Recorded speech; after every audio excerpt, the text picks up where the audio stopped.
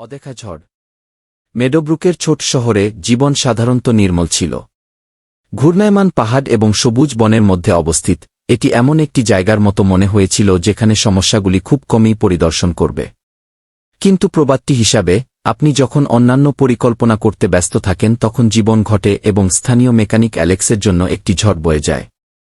যান্ত্রিক কিছুর জন্য অ্যালেক্স শহর জুড়ে পরিচিত ছিল। তার দোকান অ্যালেক্স আউট হ্যাভেন একটি ব্যবসার চেয়ে বেশি ছিল। এটি একটি সম্প্রদায়ের কেন্দ্র ছিল যেখানে লোকেরা মেরামতের জন্য যতটা পরামর্শের জন্য এসেছিল।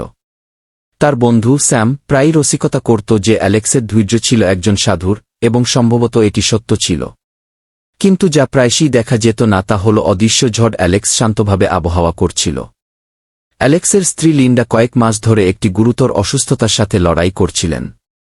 তারা এটাকে চুপ করে রেখেছিল, কাউকে বোঝাতে চায়নি, কিন্তু চাপ দেখাতে শুরু করেছিল।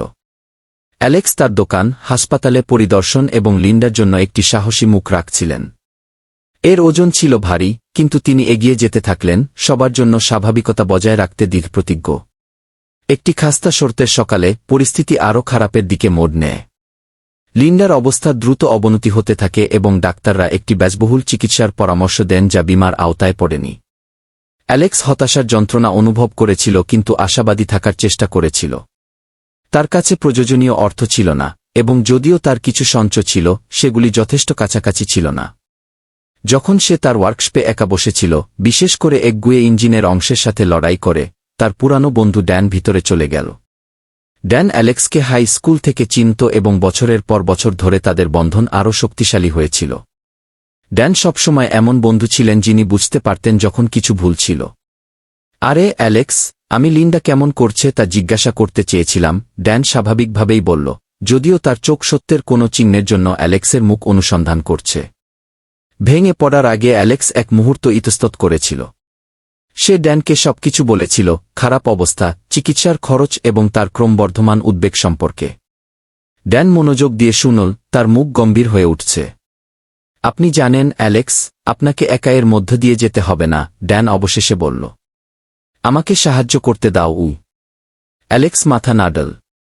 আমি এটির প্রশংসা করি ড্যান, কিন্তু আমি বোঝা হতে চাই না। ড্যানের অভিব্যক্তি নরম হয়ে গেল। তুমি বোঝা নও দোস্ত।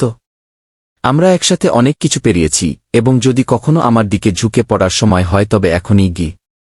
এর সাথে ড্যান কয়েকটি ফোন কল করেছিল। তিনি পারস্পরিক বন্ধুদের কাছে পৌঁছেছেন, একটি তহবিল সংগঠিত করেছেন এবং সম্প্রদায়কে এমনভাবে সমাবেশ করেছেন যা শুধুমাত্র ড্যান করতে পারে। মিডোব্রুক শহর একত্রিত হয়েছিল সাহায্যের ঢেউয়ের সাথে, শেকা বিক্রয়, গাড়ি ধোয়া এবং প্রতিটি কোণ থেকে অনুদান প্রবাহিত হয়েছিল। ঐক্যের অনুভূতি স্পষ্ট ছিল, এবং এটা স্পষ্ট হয়ে গেল যে অ্যালেক্সকে কতটা গভীরভাবে মূল্য দেওয়া হয়েছিল।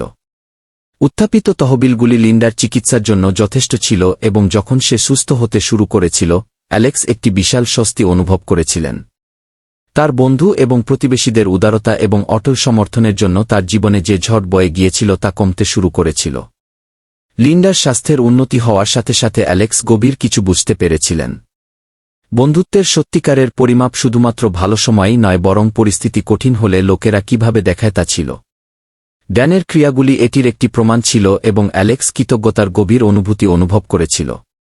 মিডোব্রুকে, যেখানে পাহাড় এবং বনগুলি তাদের নিচে উন্মোচিত জীবনের নীরব সাক্ষী হিসাবে দাঁড়িয়েছিল, অ্যালেক্স এই কথাটির সম্পূর্ণ অর্থ বুঝতে পেরেছিলেন, একজন বন্ধু প্রকৃতপক্ষে একজন বন্ধু কে এবং সেই ছোট শহরে, পরীক্ষা এবং বিজয়ের মধ্যে, বন্ধুত্বের বন্ধন ছিল সবচেয়ে শক্তিশালী।